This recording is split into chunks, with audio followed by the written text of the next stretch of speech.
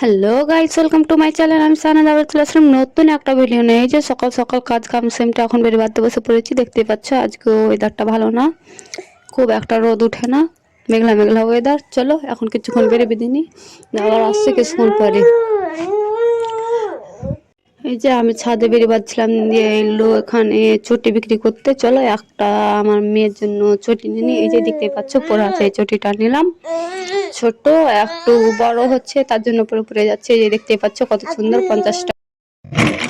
এই যে এখানে বাগানের সব কুরবানির খাসিগুলো বেরিয়ে বেড়েছে সব, এগুলা ওই সামনে কুরবানি ঈদ আসছে তখন। চলো এখন আমি দুপুরে খেতে যাচ্ছি, চলো এখন কিছুক্ষণ খেয়ে দিয়ে আসি।